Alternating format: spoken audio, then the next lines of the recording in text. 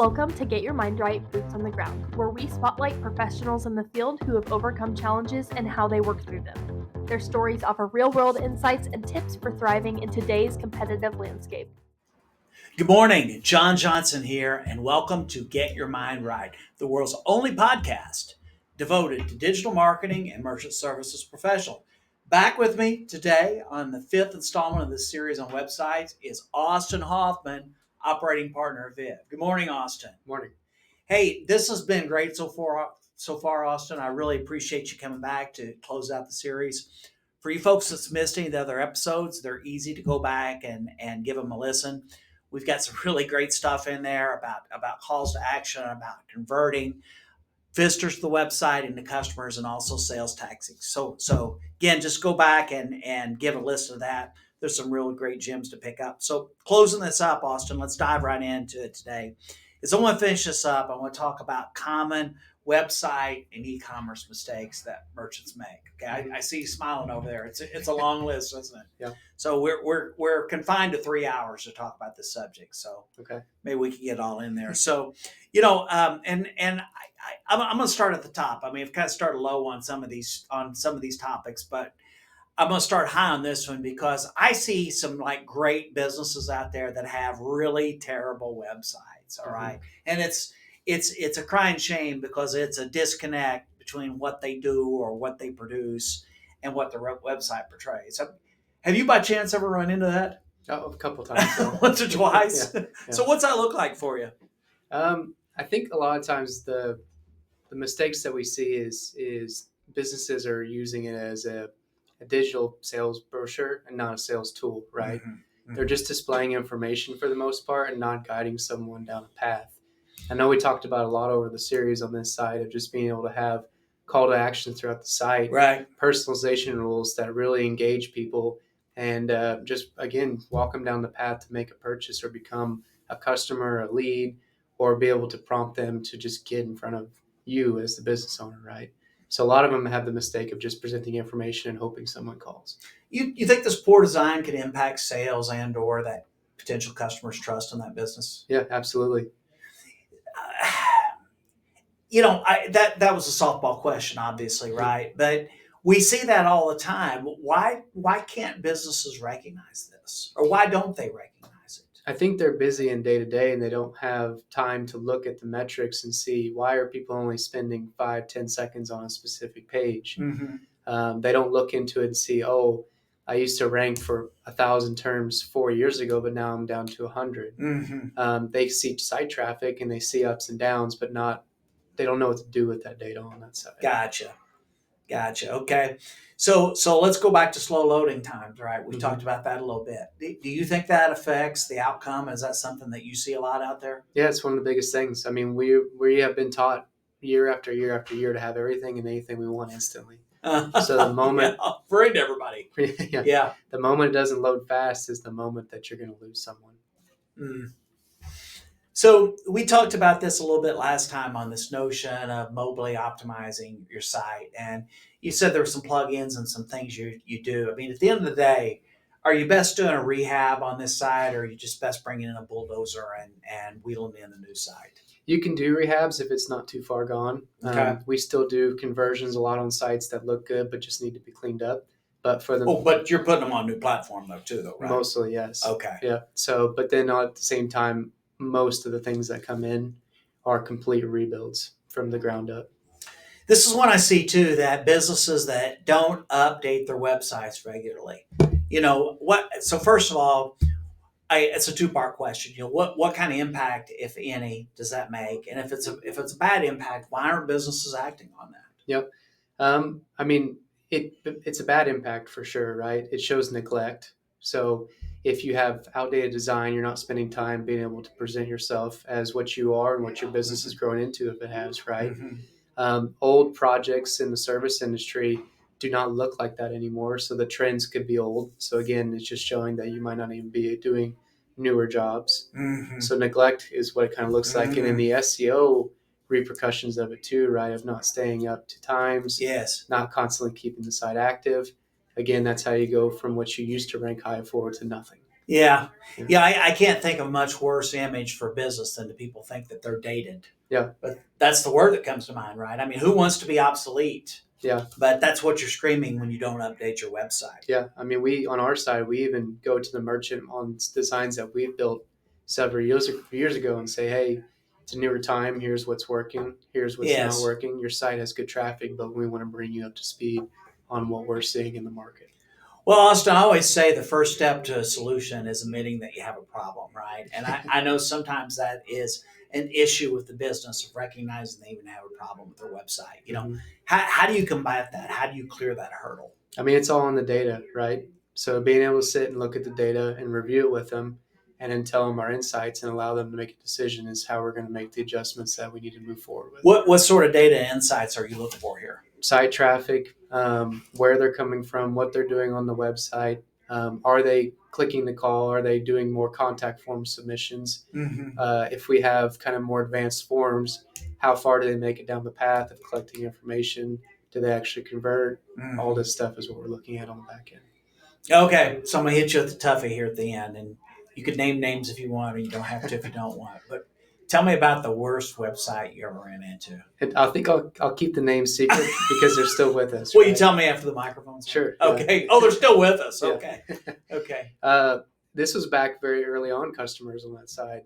We actually, I think back in 2017, maybe 2018, we came across a very prominent restaurant that when you loaded the site, it did not reflect them at all, right? Mm. They do a lot of time on branding. They do a lot of advertisements out there. But when you go to the website, you loaded a square box No. that was no bigger than maybe two of your thumbs. Ouch. And even when you flip to different pages, it was still two thumbs wide, right? Yeah.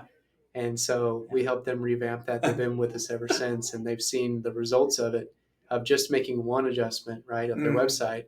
Oh, hey, let's talk to our marketing team about everything else, right? Very good. Yeah. Very good. Well, Austin, this has been great. I have got a train load of topics lined up for you. I'd love for you to come back sometime in the future. Yeah, absolutely. Yeah. So again, folks, one thing I want to mention, I do appreciate you tuning in, and our show is growing by word of mouth. So if you like what you hear, do me a favor and pass that on to a friend or colleague here. So once again, it's been a great series. Austin, you really dedicate a lot of time to it. I appreciate it. Yeah. For Austin Hoffman, I'm John Johnson. Until next time, get your mind right. So, Austin, I know there's a lot of excitement about these e-commerce sites there. And when you think about an e-commerce store for a merchant, what are some of the biggest factors that positively or negatively are going to affect that e-commerce store? Yep. One of the biggest things is definitely the branding of the site, right? So you don't want anything generic that does not match the branding on it. It could be fonts, logos, colors, high quality images, right, are very, very important for a site. You want to make sure you have a modern look, especially if you're like a boutique, right? Because you want to be able to have high quality images showing your products and then really be branded around the business from that side. Other factors, right? You want to make sure your site's secure. So that's a big thing too. We still see to this day on that end is some of these e-commerce stores are not secure even at the high domain level, right? And then again, it just goes back to being able to shop quickly and be able to purchase. Right. Gotcha. So beyond that, let's talk about specific product pages. What do you advise merchants to do that's going to take those people that are just browsing or shopping and we turn them into real customers? Yep. So as soon as they find something that they like and they go to the product page, right? So not just having a single picture, you want to have 4 or 5 pictures, right? People are even now putting graphics into it as well. So after you scroll through the first couple images, now there's a graphic that kind of showcases the features of that specific product or item, right? Kind of like you're scrolling in social media. So that's one of the newest trends that we're seeing. You definitely want to see testimonials. You want to see related products too that they can add on while they're checking out. You want to be able to see all of your payment options. And then you want to easily be able to add it to your cart from that side.